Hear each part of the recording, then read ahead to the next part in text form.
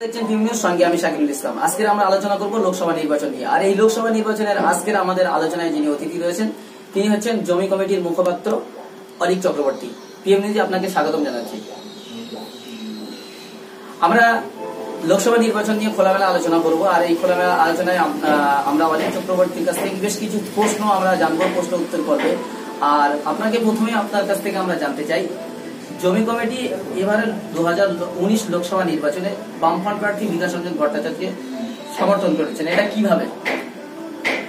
জমি কমিটি যে আন্দোলন করেছে সেই আন্দোলনের ধারাবাহিকতায় এই লোকসভা নির্বাচন এসেছে এবং যেহেতু বিকাশ রঞ্জন ভট্টাচার্য আন্দোলনের একজন সহযোদ্ধাও বটে এবং মূলত 2017 জানুয়ারি পরবর্তী সময় থেকে শেষ পর্যন্ত উনি আন্দোলনের সঙ্গে এবং জমি কমিটির সমস্ত সিদ্ধান্তের সঙ্গে উনি আছেন।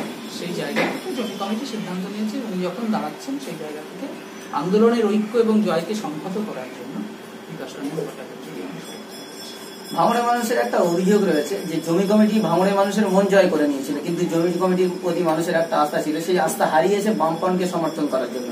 কারণ দীর্ঘ 34 বছর বামফ্রন্ট শাসন আমল ছিল কিন্তু ভাঙড়ের জন্য কিছু করেনি, আর অনেকের অভিযোগ। সেই জায়গায় জমি কমিটির মধ্যে একটা শক্তিশালী সংগঠন বা সংঘবদ্ধ একটা সংগঠন, সেখানে বামফ্রন্টকে সমর্থন করে তাদের জনসমর্থন হারিয়েছেন, কি বলবেন এই বিষয়ে?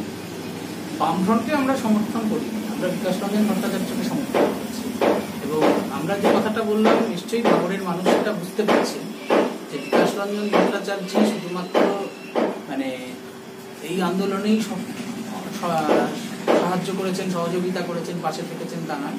তিনি এই মুহূর্তে যে সমস্ত আন্দোলনগুলো চলেছে সমস্ত জায়গায় তিনি আছেন এবং আজকে যে আন্দোলন চলছে এটা লোকসভা নির্বাচন, শুধু ভাঙড় দিয়ে তো আর একটা লোকসভা নির্বাচনে সেই প্রতিরোধ গড়ে তোলা পুরোটা সম্ভব নয়। আন্দোলনের জয় এবং ঐক্যকে সংহত করাটাও একটা কাজ।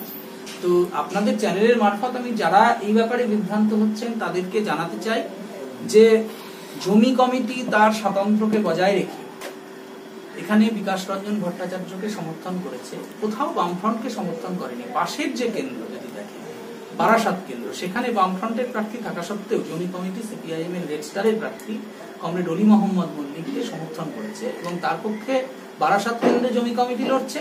আবার বামফ্রন্টের প্রার্থী বিকাশ রঞ্জন ভট্টাচার্যের পক্ষে যাদবপুরে লড়ছে এবং এটা থেকে প্রমাণিত হয় যে বামফ্রন্টের কোনো শরিক হিসেবে কিন্তু জমি কমিটি এখানে লড়ছে না। জমি কমিটি তার স্বতন্ত্র অস্তিত্ব নিয়ে সমস্ত মানুষকে আহ্বান যেটা জানিয়েছে যে আন্দোলন হয়েছে এই আন্দোলন আসলে শাসকদের বিরুদ্ধে আন্দোলন, এই আন্দোলন একটা নীতির বিরুদ্ধে আন্দোলন। সেই নীতিগত প্রশ্নে যে লড়াই, সেই লড়াই জমি কমিটি ছেড়ে দিচ্ছে না এবং আমাদের আশা যে বিকাশ রঞ্জন ভট্টাচার্য যদি যাদবপুরে জয়ী হয় তাহলে জমি কমিটি যে সমস্ত আওয়াজগুলো তুলেছে, বিশেষ করে ভাঙড়ের ক্ষেত্রে যে 17 দফা উন্নয়নের কর্মসূচির কথা জমি কমিটি ঘোষণা করেছে, যার কিছুটা ভাঙড়ের যে চুক্তি, সেই চুক্তির মধ্য দিয়ে অন্তত পোলেরহাট 2 নম্বর অঞ্চলে কার্যকরী করার জায়গায় আমরা যেতে পেরেছি, সেটা পুরো ভাঙড় জুড়েই আমরা সেই কাজটাকে আরো শক্তিশালী ভাবে করতে পারবো এবং মানুষ যদি আমাদের সঙ্গে থাকে তাহলে দুষ্কৃতির রাজকে খতম করা, সারা এলাকা থেকে সন্ত্রাসকে মুক্ত করে মানুষ তার নিজের কথা বলতে পারবে, নিজের কথা অনুযায়ী, নিজের ভাবনা অনুযায়ী চলতে পারবে। হ্যাঁ, এই অবস্থাটা আমরা তৈরি করার দিকে এগিয়ে যেতে পারবো, এটা আমার বিশ্বাস আছে এবং আশা করি ভাঙড়ের মানুষ এই বিষয়টা বুঝবে। আপনাদের মূলত যেখানে আমরা দেখেছি জমি কমিটির মূলত আন্দোলন ছিল পাওয়ার গ্রিডকে বন্ধ করতে হবে, যাতে করে সমাজে আপনাদের অনেক অজুহাত ছিল যে পাওয়ার গ্রিডে অনেক ক্ষতি হচ্ছে, সমস্যা হবে, সেই জন্য পাওয়ার গ্রিডকে মূলত বন্ধ করতে হবে। কিন্তু দেখা গিয়েছে সেই পাওয়ার গ্রিড বন্ধ হলো না, সরকারের সঙ্গে কিছু চুক্তি করে টাকার বিনিময়ে আপনারা আন্দোলনকে ভেঙে দিয়েছেন বলে অনেকের অভিযোগ করেছেন, কি বলবেন এই বিষয়টা নিয়ে? আসলে সবাই যেটা জানে, অনেকে জানে না, সেটা হচ্ছে যে আসলে পাওয়ার গ্রিড এবং একটা রিজিওনাল সাবস্টেশনের মধ্যে পার্থক্য। আপনারা দেখবেন চুক্তির কপি নিশ্চয়ই আপনারা পেয়েছেন, যেখানে পরিষ্কার লেখা আছে এটা পাওয়ার গ্রিড হচ্ছে। আর পাওয়ার গ্রিড মানে হচ্ছে যে কত লাইন ঢুকবে এবং কত লাইন বেরোবে তার কোনো সীমা সম্পর্ক নেই। এখানে 16টা লাইন হওয়ার ছিল। আপনারা দেখতে পারেন এলাকায় বা ভাঙড়ের মানুষকে এই ব্যাপারে আমরা আশ্বস্ত করতে পারি, পুরো ভাঙড় দিয়ে যেখানে তারের জাল হয়ে যাওয়ার কথা ছিল এবং সেটা একটা সারা এলাকায় যে তড়িৎচুম্বকীয় একটা ক্ষেত্র তৈরি করার অবস্থা ছিল, সেই সমস্ত ক্ষতি থেকে আমরা ভাঙড়কে বাঁচাতে পেরেছি। এবং আপনারা জানেন 2 লাইন বা একাধিক লাইন সম্পূর্ণ সাবস্টেশন বহু জায়গায় আছে, কিন্তু তার মানে এটা নয় যে বহু জায়গায় পাওয়ার গ্রিড আছে। পাওয়ার গ্রিড হয়তো পাওয়ার গ্রিড যে কোম্পানি তারা হয়তো কোনো সাবস্টেশন করছে, মানে সব জায়গায় পাওয়ার গ্রিড হয় না। আজকে সারা ভারতবর্ষে 6টা পাওয়ার গ্রিড আছে, ওরা বিভিন্ন পাওয়ার গ্রিড সাবস্টেশন গুলোকে ওরা মানে পাওয়ার গ্রিড হিসেবে বিভিন্ন জায়গায় ওরা করার চেষ্টা করে, এবং এইটা ছিল মেজর লোড সেন্টার হিসেবে ওরা তৈরি করার চেষ্টা করছিল। সেই মেজর লোড সেন্টারের বদলে এটা রিজিওনাল সাবস্টেশনে ক্যাটেগরিতে আমরা নামিয়ে আনতে পেরেছি, এবং ওদের যে প্রকল্প ছিল একের পর এক লাইন যাওয়ার যে প্রকল্প, সমস্ত জায়গা থেকে সেই জায়গা থেকে ওদেরকে সরে আসতে হয়েছে। এবং এই আন্দোলন যেটা করতে পেরেছে সরকারকে তার মূল প্রপোজাল থেকে, মূল অবস্থান থেকে সরে আসতে বাধ্য করেছে। এবং এইটুকু বলা যেতে পারে, হ্যাঁ, শুধুমাত্র খামারাইট মাছিভাঙার দুই পাশ দিয়ে দুটো লাইন গেছে। একটা লাইন যাচ্ছে একেবারে আন্ডারগ্রাউন্ড দিয়ে, সেটাও পাওয়ার গ্রিডের লাইন নয়, সেটা ডিস্ট্রিবিউশনের লাইন। আর একটা লাইন জাস্ট একটা টাওয়ার দিয়ে জুড়ে দেওয়া হয়েছে। এইখানে পুরো প্রকল্পটাকে আমরা কিন্তু সীমাবদ্ধ করে দিতে পেরেছি। এবং পুরো ভাঙড়ের কোনো এলাকা থেকে, যেখানে প্রায় সমস্ত গ্রাম দিয়ে লাইন যাওয়ার কথা ছিল, কোনো জায়গা দিয়ে লাইন যাচ্ছে না। তাই আমি ভাবতে যেটা বলবো, বহু জায়গায় যারা বলছে চুক্তি সরকারের সঙ্গে একটা আন্দোলন, যে কোনো যুদ্ধ সেসব যুদ্ধের সময় পরাজিত শক্তি এবং জয়ী শক্তির মধ্যে একটা চুক্তি, সেরকম এখানে আপনারা নিশ্চয়ই অনেকে ভাবতে পারছেন, অনেকে হয়তো ভাবছেন যে তৃণমূল সরকারের সঙ্গে আমাদের চুক্তি, এটা কোনো টাকার বিনিময়ে, এটা হচ্ছে তারা মূল প্রকল্প থেকে সরে গেল, আলাপ আলোচনার মধ্য দিয়ে একটা সিদ্ধান্তে পৌঁছানো হলো যে হ্যাঁ, মানুষ এই অধিকারগুলো বুঝে, ক্ষতিপূরণ পাওয়াটা মানুষের অধিকার। এবং এই যে অনেকে প্রচার করছে যে 12 কোটি টাকা কোথায় গেল, সেই খবর তো বিডিও অফিসে গেলেই তো পেয়ে যাবে। টাকাটা কারা বিলি করছে? টাকাটা কি জমি কমিটি বিলি করছে? টাকাটা কি কোনো ব্যক্তি বিলি করছে, বা কোনো ব্যক্তির কাছে কি টাকাটা এসেছে? টাকাটা বিডিও নিজে উপস্থিত থেকে, সিআই নিজে উপস্থিত থেকে, ওসি নিজে উপস্থিত থেকে, পঞ্চায়েত অফিস থেকে প্রকাশ্যে চেক মারফত প্রত্যেকটা লোকের কাছে বিলি হচ্ছে। আপনারা গিয়ে প্রত্যেকটা গ্রামে খোঁজ দিন যে কত লোক টাকা পেয়েছে। তাহলে সেই টাকাটা কি কোনো ব্যক্তির পকেটে গেছে? তাহলে তাই যদি যারা হিসেব চাওয়ার কথা বলছে বা যারা উল্টো পাল্টা প্রচার করছে, তারা আসলে মানুষকে বিভ্রান্ত করার চেষ্টা করছে। কিন্তু এইটা তারা বুঝতে পারছে না, সেটা হচ্ছে যে তারা সরকারের পক্ষে না, তারা উল্টো পক্ষে। কারণ সরকার চুক্তিটা করেছে, দায়টা তো সরকারের। তাহলে যারা সরকারের হয়ে প্রচার করতে গিয়ে আমাদের কাছে টাকার হিসেব চাইছে, হিসেবটা তো তাদের দেওয়া হচ্ছে। এটা হচ্ছে বিষয়। এবং এইটুকু বলা যেতে পারে যে এই চুক্তির মারফত ভাঙড়ের মানুষ শুধু নয়, সারা রাজ্যের মানুষ একটা অধিকার বুঝে পেয়েছে। সেটা হচ্ছে যে জমির ওপর দিয়ে তার গেল 66 কিলোভোল্টের ওপরে যে সাবস্টেশন গুলো আছে, তার সমস্ত তার যাওয়ার জন্য সরকারকে বা জমি মালিকদের ক্ষতিপূরণ দিতে হবে, যেটা এখানকার মানুষ আদায় করে নিয়েছে এবং অন্য জায়গায় একটা দৃষ্টান্ত তৈরি করেছে। এটা কৃষকদের একটা গুরুত্বপূর্ণ অধিকার। এবং চুক্তি ছাড়া কোনো এলাকার মানুষের সঙ্গে চুক্তি ছাড়া যে এই ধরনের প্রকল্প করা যাবে না, এই দৃষ্টান্তটা এখানে তৈরি করা গেছে। এবং সমস্ত প্রকল্প সরকার, কেন্দ্রীয় এবং রাজ্য সরকারের যে মূল প্রকল্প, সেই প্রকল্প থেকে সরে আসতে এই আন্দোলন সরকারকে বাধ্য করেছে। একটা প্রকল্প থেকে সরকারকে সরে আসতে বাধ্য করা এটা কোনো ছোটখাটো ঘটনা নয়, এবং যে ইতিহাসটা ভাঙড় তৈরি করেছে। একটা অভিযোগ রয়েছে আপনাদের বিরুদ্ধে যে আপনারা মূলত পাওয়ার গ্রিড আন্দোলন করার দাবি করেছিলেন, কিন্তু পাওয়ার গ্রিড হয়েছে, এবং আপনাদের তৃণমূলের কিছু পক্ষ থেকে আপনাদের বিরুদ্ধে অভিযোগ তোলা হচ্ছে যে আপনারা আন্দোলন মূলত পাওয়ার গ্রিড আন্দোলন বলে দাবি করলেও পাওয়ার গ্রিড বিরোধী আন্দোলন ছিল না, ছিল আরাবুলের বিরুদ্ধে আন্দোলন, আরাবুলের ভাঙড়ের হিরো থেকে জিরো বানানোর লক্ষ্য। কি বলবেন এই বিষয় নিয়ে? পাওয়ার গ্রিড বিরোধী আন্দোলন শুরু হয়েছিল যখন 6 জন মহিলা এবং পুরুষকে গ্রেপ্তার করেছিল। আমরা তারপরে জমি কমিটি তৈরি করেছিলাম। আপনারা কি কখনো দেখেছেন যে আরাবুলের বিরুদ্ধে জমি কমিটি কোথাও কিছু করেছে? আরাবুল উপযাজক হয়ে আক্রমণ করতে এসেছিল বলে শেষ পর্যন্ত জমি কমিটি প্রতিরোধ করেছে। আরাবুলই গুলি করে জমি কমিটির যে একজন সমর্থককে হত্যা করেছে, এবং 17 জানুয়ারি পুলিশের সঙ্গে আরাবুল ইসলামের সমস্ত ছেলেপেলেরা থেকে জমি কমিটির উপর আক্রমণ চালিয়েছে। এবং কখনোই আমরা পাল্টা আরাবুল ইসলামের উপর হামলা করার জন্য এগোইনি। এবং এইটুকু নিশ্চয়ই বলা যেতে পারে যে যদি আমরা চাইতাম যে আরাবুল ইসলামকে হটানোটা আমাদের লক্ষ্য হতো, অন্তত এই এলাকায় আরাবুল ইসলামের যে বাড়িঘর আছে বা তার যে ওই যে কয়েকটা সাঙ্গপাঙ্গ ঘুরে বেড়ায়, তাদের হাত পা ভেঙে বিছানায় শুইয়ে রাখাটা জমি কমিটির কোনো ব্যাপার ছিল না। কিন্তু জমি কমিটি এটা কখনোই চাইনি। শান্তিপূর্ণভাবে আন্দোলন করে তার যে অধিকার, সেই অধিকারটা বুঝে নেওয়ার, মানুষ যাতে তার অধিকার পায়, এই আন্দোলন ছিল পাওয়ার গ্রিডের বিরুদ্ধে, সরকারের বিরুদ্ধে। আমরা বরাবর বলেছিলাম আলাপ আলোচনার মধ্য দিয়ে সমস্যার সমাধান করাবো। সরকার এবার নিজে সেটা না করে গুন্ডা মস্তান লেলিয়ে ভেবেছিল আন্দোলনটা ভেঙে দেওয়া যাবে।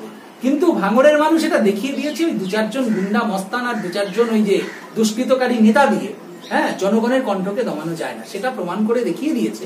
এবং এখনো আরাবুল ইসলাম এলাকায় প্রচার করছে।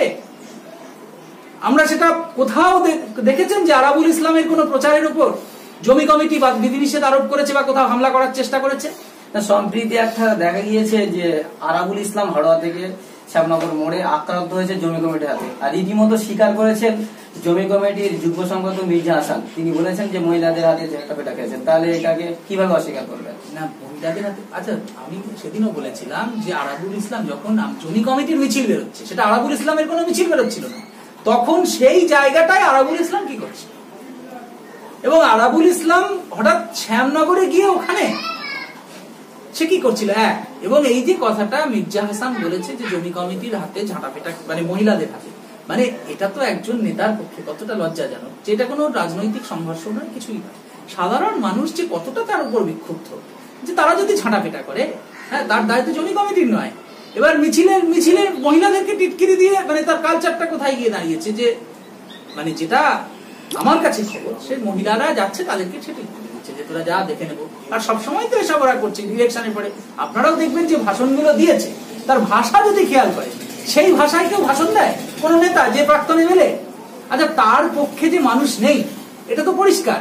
রিক্সাওয়ালারা নাকি তাকে চোখ রাঙাচ্ছে, কেন রিক্সাওয়ালারা কি কথা বলবে না? রিক্সাওয়ালারা মানুষ নয়? আসলে তাদের গাত্রদাহটা হচ্ছে আজকে রিক্সাওয়ালা, ঠেলাওয়ালা, ভ্যান চালক, তারা আজকে অধিকার পেয়েছে, তারা কথা বলছে, এটা ওদের সহ্য হচ্ছে না। আজকে যেন তেন প্রকারেণ এই মানুষগুলো যে মুখটাকে দমন করার জন্য তারা উঠে পড়ে লেগেছে, কিন্তু মানুষ সে ব্যাপারে সচেতন, এবং আমার ধারণা পুরো ভাঙড়ের মানুষই সেটা বুঝতে পারছেন। সেই জন্য যেখানেই তারা যাচ্ছে সেখানে কিন্তু কোথাও দেখা যাচ্ছে যে তারা খুব সমর্থন পাচ্ছে না। এবং এই যে জমি কমিটির নামে উল্টোপাল্টা প্রচার, সেটা মানুষ জানে কোনটা সত্যি কোনটা মিথ্যা। 2 বছর 2.5 বছর ধরে লড়াই হয়েছে। একটা কথা আমরা বলতে পারি, সেটা হচ্ছে যে যদি কেউ বলে যে জমি কমিটি 12 কোটি টাকার হিসেব অমুক তমুক 700, এর আগেও আপনারা জানেন যে 21 কোটি টাকা নাকি জমি কমিটির পক্ষে রেখে দিয়েছে। বোয়ালঘাটা থেকে পাকাপোল এবং বোয়ালঘাটার রাস্তা তৈরি হচ্ছে, তাতে 21 কোটি টাকা স্যাংশন হয়েছে, সেই টাকা নাকি জমি কমিটির পক্ষে রেখে দিয়েছে। তো রাস্তাটা কি এমনি এমনি তৈরি হলো? আচ্ছা, হাসপাতাল তৈরি হচ্ছে, কোল্ড স্টোরেজের প্রপোজাল অলরেডি স্যাংশন হয়ে গেছে।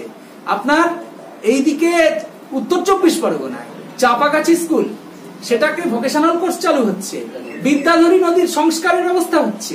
সমস্ত জায়গায় ঘুরে দেখুন যে 6 মাসের মধ্যে সমস্ত গ্রামে রাস্তা হয় কংক্রিটের অথবা পাকা হয়েছে, এবং জমি কমিটির সুপারভাইজারদের তত্ত্বাবধানে। আগের বছর পর্যন্ত দেখা গেছে 100 দিনের কাজ নাকি বেশিরভাগ কমপ্লিট, কিন্তু কেউ কাজ করেনি, সব টাকা ওদের পকেটে ঢুকেছে। আর আজকে 100 দিনের কাজ হচ্ছে প্রত্যেকটা গ্রামে, সুপারভাইজারদেরকে নির্দিষ্টভাবে মানুষের কাছে জবাবদিহি করতে হচ্ছে। 100 টাকা যদি কেউ কখনো কারো কোনো মানুষের কাছে চায়, সেটা নিয়ে বিচার বসে যাচ্ছে। এই যে অবস্থা, এই গণতন্ত্রটাকে আমরা একটা এলাকায়, খুব ছোট এলাকা হলেও প্রতিষ্ঠিত করতে পেরেছি। আমাদের আশা যে ভাঙড়ের মানুষ এটা দেখে, ভাঙড়ের মানুষ সমস্ত জায়গায় দুষ্কৃতী বাহিনী যারা আছে, সন্ত্রাসী যারা আছে, তাদের বিরুদ্ধে কিন্তু রুখে দাঁড়াবে। শুধু ভাঙড় নয়, এই আন্দোলন সমস্ত জায়গায় ছড়িয়ে পড়বে, এবং দুষ্কৃতকারী যারা আছে তাদের বিরুদ্ধে মানুষ সোচ্চার হয়ে নিজের গণতন্ত্রকে প্রতিষ্ঠিত করবে। এটা হচ্ছে আমাদের সাফল্যের জায়গা। আপনার নামে একটা অভিযোগ বারবার দেখা যায় যে আপনি বহিরাগত হয়েছেন, বহিরাগত হয়ে ভাঙড়ের মানুষের উস্কে দিয়ে আপনি আন্দোলনটা তৈরি করেছিলেন। এই বিষয়ে কি বলবেন? উস্কে দিয়ে কোনো জায়গায় আন্দোলন তৈরি করা যায় না। একদিন দুদিন হয়তো কোনো ঝামেলা তৈরি করা যেতেও পারে, কিন্তু একটা আন্দোলনকে তো সাস্টেইন করা যায় না। আর বহিরাগত বিষয়টা হচ্ছে সংবিধান বিরোধী কথা আমরা বরাবর বলে এসেছি। আজকে মিমি চক্রবর্তী যে দাঁড়িয়েছে যাদবপুর লোকসভা কেন্দ্রে, তার বাড়ি কোথায়? তার বাড়ি হচ্ছে জলপাইগুড়ি। তিনি যাদবপুরের এরিয়ার কোনো জায়গা চেনেন বলেও কেউ বলতে পারবে না। আজকে যে বিজেপির প্রার্থী অনুপম হাজরা, তিনি কোথাকার? তিনি কি ভাঙড়ের? তিনি কি যাদবপুরের? তা কিন্তু নয়। এবং তাহলে ভারতবর্ষের সংবিধান শুধু নয়, যে কোনো গণতান্ত্রিক দেশে একটা দেশের মধ্যে যে কোনো বিষয় নিয়ে প্রতিবাদ করার অধিকার, এটা যে কোনো মানুষের জন্মগত অধিকার। একজন ধরুন সুপারিনটেন্ডেন্ট, এসপি, সে কি ওই এলাকার মানুষ? ডিএম, সে কি ওই এলাকার মানুষ? সেরকমই একজন রাজনৈতিক নেতা কে একটা সেই বিশেষ এলাকার হতে হবে এরকম কোনো মানে নেই। কেউ যদি বলে বহিরাগত, মানুষ কাকে অ্যাকসেপ্ট করছে তার উপরে সেটা মানুষ ঠিক করবে। যেমন আমরা এর আগেও বলেছিলাম যে সব্যসাচী দত্ত এসেছে, সে তো রাজারহাটের এমএলএ, কিন্তু মানুষ তো তার উপর ভিড় ছুটছে।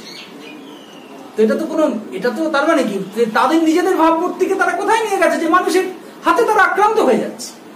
ঠিক আছে, তাই কে বহিরাগত আর কে বহিরাগত নয়, এই বিচারটা তারা করে যারা আসলে মানুষের আন্দোলন, মানুষের কণ্ঠকে রোধ করতে চায়, যে তুমি বহিরাগত, তুমি কথা বলবে না।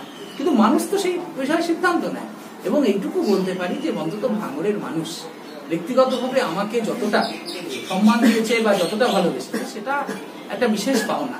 হ্যাঁ, এটা ঠিক যে ভাঙড়ের হয়তো আমার জন্মস্থান নয়, কিন্তু এই ভাঙড়ের মানুষ যেভাবে অ্যাকসেপ্ট করেছে সেটাও একটা ব্যতিক্রমমূলক ঘটনা, এটাও বলা যেতে পারে। তার জন্য ভাঙড়ের মানুষকে আমি বরাবরই ধন্যবাদ দিই, ভাঙড়ের মানুষের কাছে আমি ঋণী, এইটা আমি বলতে পারি।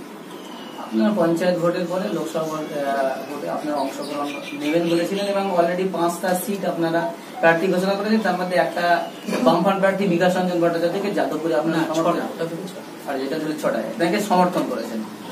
তো ভাঙড় 2 নম্বর ব্লক থেকে, ভাঙড় 2 নম্বর ব্লকের পুলিহাট 2 অঞ্চল থেকে আরাবুল ইসলাম বারবার বলছে যে আমরা জিতছি। সেই জায়গাটাই জমি কমিটির আতুর ঘর বলা হয়। সেখানে আপনাদের কতটা সাফল্য আপনার কামনা করছে? এইভাবে আমরা কথা বলি না। প্রথম কথা, ভোটটা মানুষ দেবে। ঠিক আছে, এই যে আমরা জিতছি, হারছি, এত লক্ষ লোক ভোটে লিড দেবো মানে কি? তার মানে তারা বুথ দখল করে ভোটটা দেবে, তারা গুনছে যে এই ভোটগুলো আমার। মানুষ কি কেনা গোলাম নাকি? আমরা বলছি ভোট অবাধ হোক, ভোট শান্তিপূর্ণ হোক।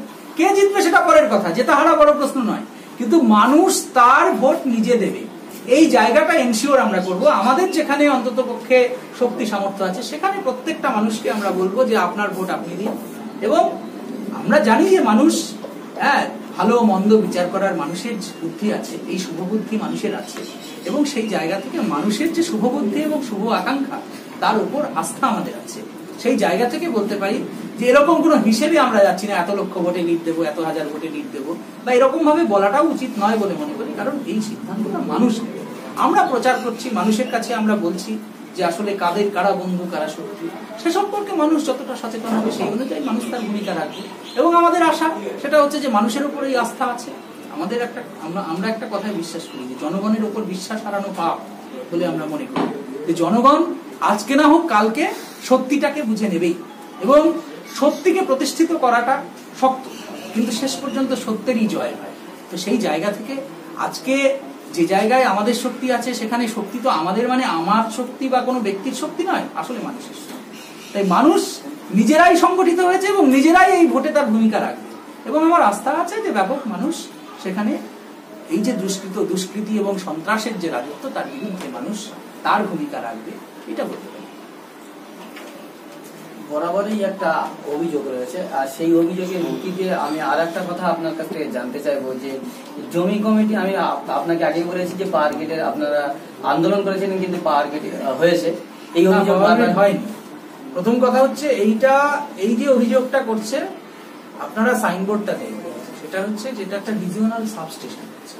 একটা রিজিওনাল সাবস্টেশন এবং পাওয়ার গ্রিডের মধ্যে যে পার্থক্য, বিভিন্ন যে ক্যাটেগরির সাবস্টেশন, সেই জায়গাটা আসলে মানুষকে বুঝতে হবে। অনেকে হয়তো সেটা বুঝতে পারছে না। আর কিছু কায়েমি স্বার্থান্বেষীরা তারা এই আন্দোলনকে মেলাইন করার জন্য, আন্দোলনের বিরুদ্ধে কুৎসা করার জন্য তারা এটাকে ওইভাবে প্রচার করছে। শহীদ মফিজুলের বাবা আরাবুল ইসলামের সঙ্গ নিয়েছেন, পাওয়ার গ্রিড হয়েছেন বলে উনি নিজেই দাবি করছেন যে পাওয়ার গ্রিডে আন্দোলন করে, আমরা পাওয়ার গ্রিড বিরুদ্ধে আন্দোলন করেছিলাম, আমার ছেলের জীবন গিয়েছে।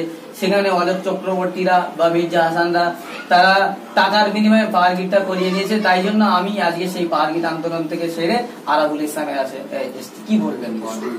দেখুন, এটা নিয়ে তো প্রথম কথা আপনার উত্তরটা থেকে, আপনার প্রশ্নটা থেকে উত্তরটা আছে। আর যদি ধরে নিই যে আমরা যদি কোনো কারণে ধরেই নিই তার কথা অনুযায়ী যে আমরা আন্দোলনটা ঠিকঠাক করিনি, কোনো জায়গায় কম্প্রোমাইজ করেছি, কিন্তু তার ছেলেকে খুন কে করেছে? তিনি কি বলেন? তিনি বলেন পুলিশ করেছে, তিনি বলেন আরাবুল করেছে। সেই আরাবুলের সঙ্গে যে লোকটা যায়, যার ছেলেকে হত্যা, যে আততায়ী, যে ছেলের আততায়ীর সঙ্গে যে হাত মেলাতে পারে, তার কোনো কথার জবাব দেওয়ার কি কোনো প্রয়োজন হয়? এবং আরেকটা জিনিস আপনাকে খোঁজ নিতে বলবো যে মফিজুলের স্ত্রীর সঙ্গে তার ব্যবহারটা কি? মফিজুলের স্ত্রীকে কেন তার বাড়িতে ঢুকতে দেওয়া হয় না? শহীদ পরিবার মানে তো শহীদের তো স্ত্রী আগে। যার বাবা শহীদকে নিয়ে ব্যবসা করতে পারে, ঠিক আছে, তার কথার কোনো উত্তর কি দেওয়ার প্রয়োজন হয়? তবে এইটুকু বলবো আপনাদের, আপনারা মফিজুলের স্ত্রীর কাছে একটু এই ব্যাপারে একটু কথা বলবেন, যে তার স্ত্রী কি বলছে, তাহলে এই সত্যটা বুঝতে পারবেন যে কেন আজকে শুকুর আলী আরাবুলের সঙ্গে গেছে। এক কথায় যদি বলি যে ছেলেকে নিয়ে, মানে ছেলের যে শহীদ হয়েছে সেই শহীদের, আচ্ছা তাহলে উনি তো ওই টাকাটা রিফিউজ করতে পারতেন। 8 লাখ টাকা যেটা পেয়েছেন শহীদ হওয়ার জন্য, শহীদ ক্ষতিপূরণ, সেটা তো উনি নিয়েছেন। আচ্ছা তাহলে সেটা উনি নিলেন কেন? এরকম নানান প্রশ্ন আছে। এবং মানে এইটা একটা ব্যতিক্রমমূলক ঘটনা যে শহীদ পরিবারের লোক যে মেরেছে বা যাদের বিরুদ্ধে তার অভিযোগ, আমাদের সাথে থাকতো না সেটা অন্য, কিন্তু আরাবুলের সাথে চলে যাওয়া, হ্যাঁ, এটা কোন যুক্তিতে দেখায়? তাই তার কথা এর থেকে বেশি উত্তর দেওয়ার খুব প্রয়োজন আছে বলে মনে হয়। দর্শক, আমরা দীর্ঘক্ষণ ধরে আলোচনা করলাম লোকসভা নির্বাচন নিয়ে। আমাদের সঙ্গে ছিলেন আজকের জমি কমিটির মুখপাত্র অলিক চক্রবর্তী। আমরা একেবারে শেষ পর্বে শেষ মুহূর্তে একটাই প্রশ্ন জানতে চাইব, লোকসভা নির্বাচন আর কিছুদিন বাদেই আমাদের যাদবপুর লোকসভা কেন্দ্রে হতে চলেছে, সেই লোকসভা নির্বাচন নিয়ে জমি কমিটি কি ভাবছে? সেটাতে তো বিকাশ রঞ্জন ভট্টাচার্য যাতে জয়ী হয় তার জন্য সর্বতভাবে চেষ্টা আমরা করছি। আগামী 1 তারিখে 1 মে কোলেঘাটে একটা বিশাল জনসভা আমরা ডাক দিচ্ছি। সেখানে যেমন জমি কমিটির নেতারা থাকবেন, সিপিআইএম এর রেড স্টারের নেতারা থাকবেন এবং সিপিএম এর নেতাদেরকেও আমরা সেখানে আসতে বলেছি, এবং বিভিন্ন বুদ্ধিজীবী যারা বামপন্থী বুদ্ধিজীবী, হ্যাঁ, এবং অশোক গাঙ্গুলি সহ আরো অন্যান্য অনেক বুদ্ধিজীবী সেখানে উপস্থিত হবেন। এবং সেই দিন আশা করি যে সবাই বুঝতে পারবে যে আসলে মানুষ কোন দিকে আছে। 1 তারিখ আপনারা কভার করবেন নিশ্চয়ই, তো সেই দিনের জন্য আপনাদেরকে আমন্ত্রণ করলাম যে 1 তারিখের সভায় আপনারা আসুন। একেবারে শেষ প্রশ্ন আপনার কাছে জানতে চাইবো যে সিপিআইএমএল রেজিস্টার এবং জমি কমিটির যে যুগ্মভাবে 5টা থেকে 6টা প্রার্থী, 5টা প্রার্থী রয়েছে, অন্যান্য জায়গায় ততটা আপনাকে ভূমিকা পালন করতে দেখা যাচ্ছে না যতটা ভাঙড়ে বা জমি কমিটির হয়ে আপনারা যাদবপুরের প্রার্থী, বামফ্রন্ট প্রার্থী হয়ে যতটা ভূমিকা পালন করছেন, কি বলবেন? এখানে রেড স্টার প্রার্থী দিয়েছে 5টা, জমি কমিটি একটা জায়গায় রেড স্টারকে সমর্থন করেছে, বারাসাত। এবং বারাসাতে আপনারা জানেন যে যেহেতু জমি কমিটির মূল শক্তির মূল কেন্দ্রটা হচ্ছে যাদবপুর, সেখানে যেখানে যতটা শক্তি সামর্থ্য সেই অনুযায়ী আমরা প্রচার করছি, সেই অনুযায়ী আমরা কাজ করছি। যেহেতু ভাঙড় এলাকায়, যাদবপুর এলাকায় সবচেয়ে বেশি শক্তি, মানুষ সবচেয়ে বেশি আমাদের সাথে আছে, সেই জায়গা থেকে সেখানে প্রচার অনেক বেশি শক্তিশালী, আমাদের অ্যাক্টিভিটি অনেক বেশি, সেই জায়গা থেকে। ধন্যবাদ আপনার মূল্যবান সময় আমাদের দেওয়ার জন্য। দর্শক, এখন এই পর্যন্ত। পরবর্তী খবরের আপডেট দিতে আমাদের সঙ্গে থাকুন।